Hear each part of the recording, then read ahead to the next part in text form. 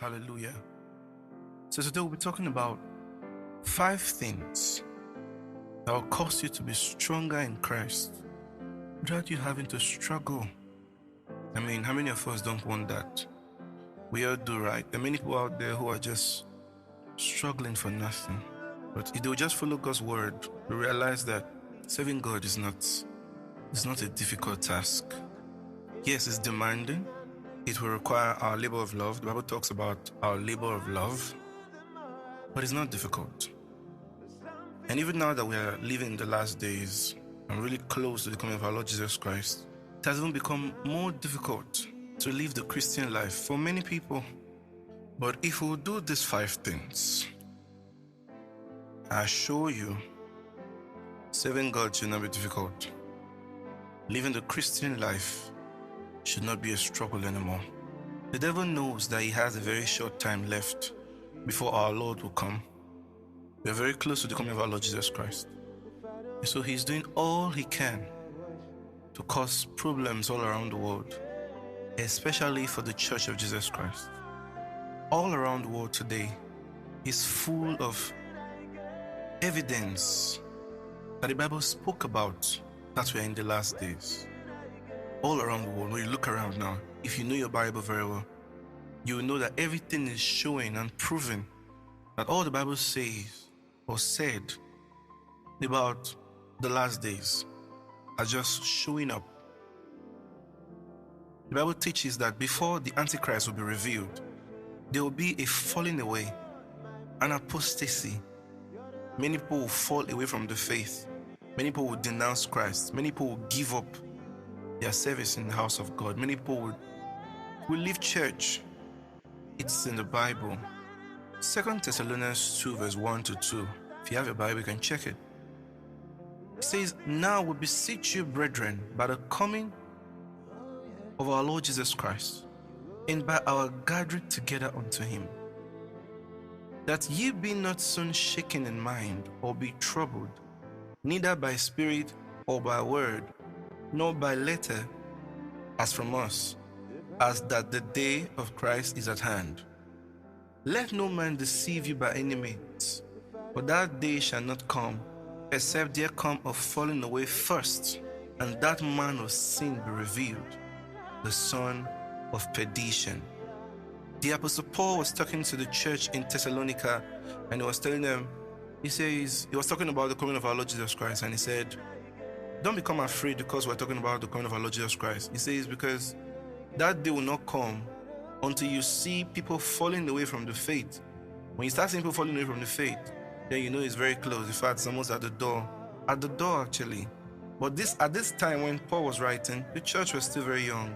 So people had not really started falling away from the faith. So he told them, don't be afraid, it's not your time. But it's going to come one day. So he told them, even if we're writing letters to you and we're talking about the coming of our Lord Jesus Christ, don't let it trouble your mind. Because one of the greatest signs you will use to know that our rapture will soon happen, the coming of the Lord Jesus Christ will soon occur.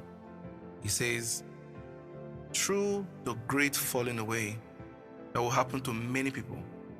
What will make people fall away from the faith? In the parable of the sower in Mark chapter 4 verse 18 to 19, we identified 3 factors that will cause people to fall away. Now, Jesus Christ actually made mention of these 3 factors.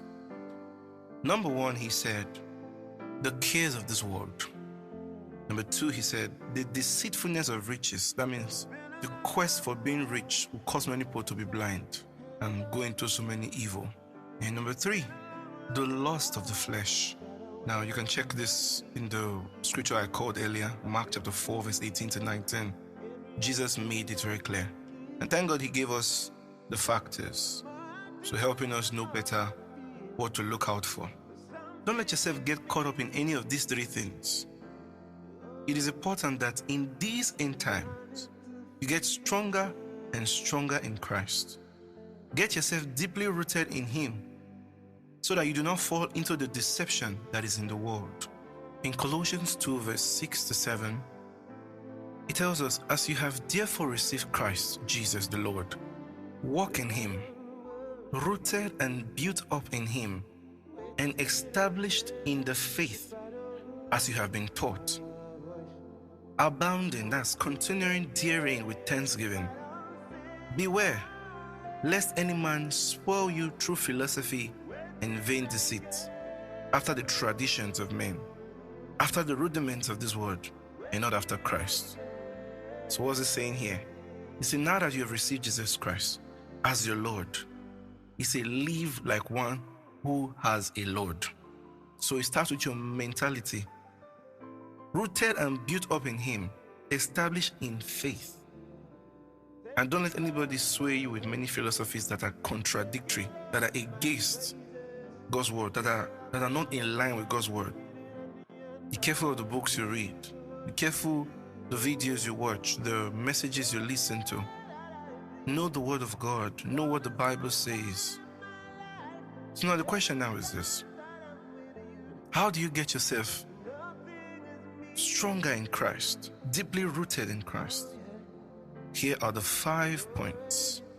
Number 1, meditate on the word of God. In Psalm chapter 1, verse 1 to 3, it shows us why we should meditate and the benefits. It's so great that you can't do without it. Number 2, develop a strong and deep love for Jesus Christ. You can check Jude chapter 2, verse 1, and you understand more about what I just said there. Our love for Christ can be developed through exercising it. You see, love is not something we feel, even if sometimes it could be felt. Love is something that needs to be done. Think about when Jesus Christ died for us.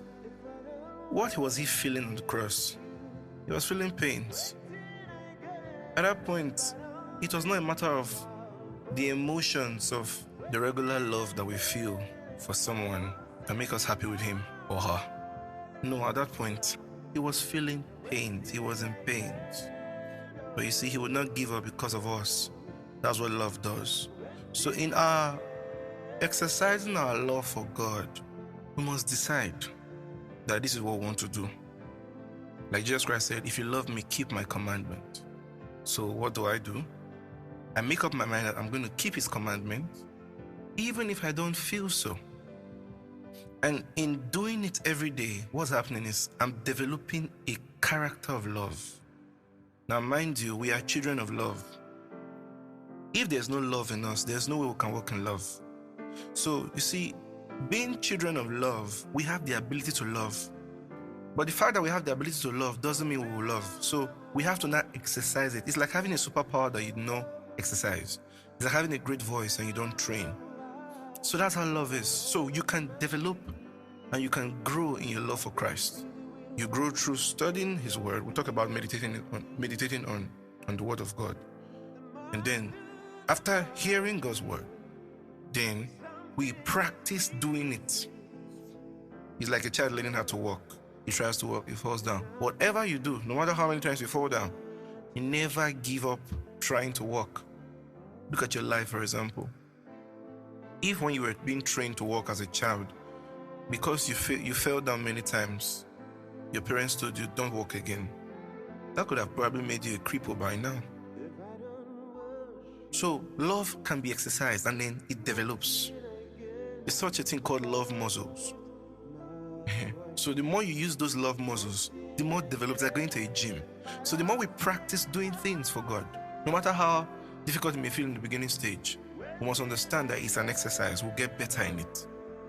That's number 2. Number 3, do his word. You see, that's very connected to number 2. And you see that in James chapter 1, verse 22 to 25. That's a very good scripture reference for us. And number 4, talk about your love for Jesus always. Tell him how much you love him and also tell others. Tell them all the time about your love for Jesus. Don't hide it. Don't just smile and say, I love Jesus. No. There should be an expressed burning passion. Express it. The way you are feeling it, express it. And in expressing it too, is also a form of exercising your love for him. Don't kill the fire of that feeling of passion. And that's what worship does for us. In worship, we have that opportunity to really express our love for God through the words that are in the songs we sing. And then when you meet people, you want to testify of what God has done for you before your friends or everywhere, tell them, and tell them with passion. And then also, your personal time, you can talk to Jesus Christ himself. Express how much you love for him. Amazingly, you'll be amazed how this fourth point is so powerful in becoming stronger in Christ. And a very good scripture we can use for more reference on this is Psalm 145. You study this on your own and you get more. And number 5, do not neglect the fellowship with other Christians. Now this is so important. I'll give you a very good example. As simple as after church service, there are people who just rush home. During the service, we listen to the message, we participate in worship together and all that. So beautiful, but there's extra. Don't rush out of church.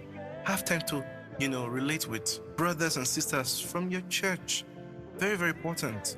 It could be as simple as asking them how their week was. So it should be a great craving inside of you. Look forward to coming to church, to fellowship with fellow Christians like you, because let's face the fact, the church of Jesus Christ, the church where we come to have our services with the people who are actually the church, is still the best place where you have everybody of the same faith in one place. For example, when you go to the marketplace, it's a mixed multitude of several group of people. There may be Christians amongst that multitude, but not like the church. In the church, you will find almost 100% of the people who are there are people who actually believe in Jesus Christ. Of course, the Bible talks about false brethren.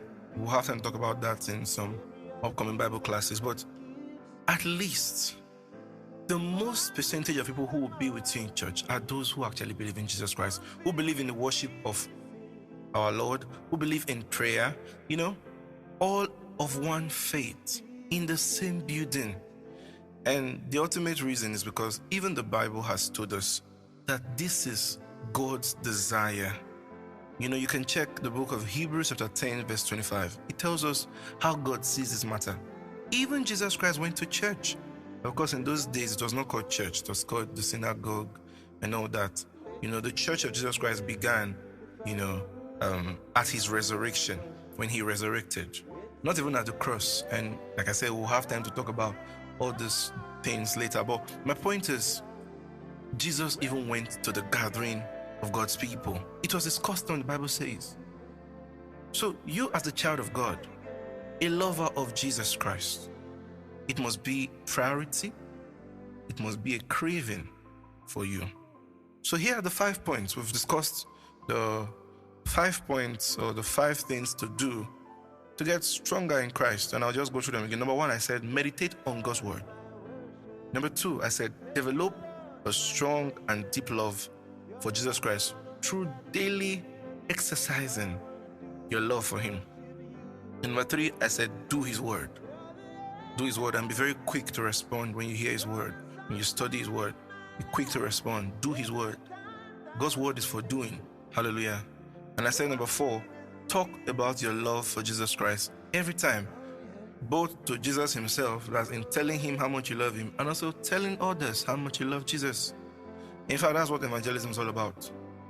Your personal testimony about God's word. And number 5, we say, do not neglect fellowship with other Christians. Do not neglect it. Do not neglect your Sunday services. Do not neglect the Wednesday services. Do not neglect the agreement in the church to do certain things for the kingdom of God. Like they say, let's go for evangelism. Don't neglect that. Do not neglect all those things.